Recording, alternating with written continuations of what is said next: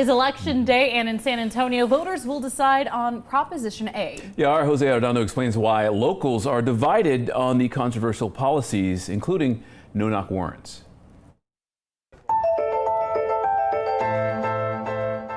Fernando believes that Proposition A will help San Antonio's policing and help slow down recidivism. We do need to move forward and progress with the way our society and our communities police. And I see these as huge gains for San Antonio. Prop A is an item that he helped get on the ballot, which would decriminalize marijuana and abortions, ban chokeholds and no-knock warrants, and expand the city's already existing cite and release policy for low-level non-violent crimes. And that concerns Sarah Cervantes, who's against it. I just feel that you do a crime, you ought to serve. You ought to do jail time, period. She says she's concerned about this part of the cite and release. Theft of property less than $750 would essentially result in a citation. A lot of businesses are going to suffer. They're going to go bankrupt.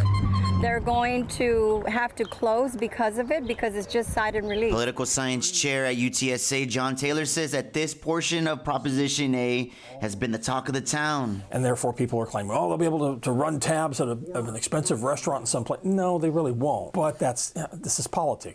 And this is where I think, again, the Prop A people, they may have the moral high ground, but they really don't have the political high ground. John stresses this because the San Antonio Police Association has spent nearly $2 million to fight against Proposition A. It has set the narrative, and it's made it difficult, I think, for the pro-Prop A people. But Fernando says he's not too worried about that and tells his team to focus on their mission. We're not just putting out Facebook ads, we're going to people's doors, knocking on those doors and having those tough conversations.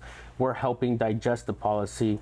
We're actually, we're having face-to-face contact with people. His team has even created scenarios of those tough conversations. You have a record of offenses in your history, you wouldn't qualify for cite and release. Oh. John doesn't believe that Proposition A will get voted in. Had they actually separated these amendments, these charter amendments, into 5 separate amendments, they might have actually gotten some of them passed, potentially gotten some of them passed. I don't know if that's going to happen. He says even if Prop A is voted in, many of the items are unenforceable because of state law. But Fernando says none of that's slowing him or his team down from trying to get this voted in. To keep my staff motivated, I let them know that they're the centerpiece of what we're doing.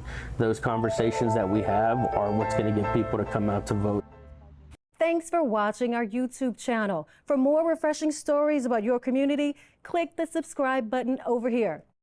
You can also download our Spectrum News app and tune in to Channel 55 on Dish and DirecTV to get live news coverage, weather updates every 10 minutes, and more. We'll see you then.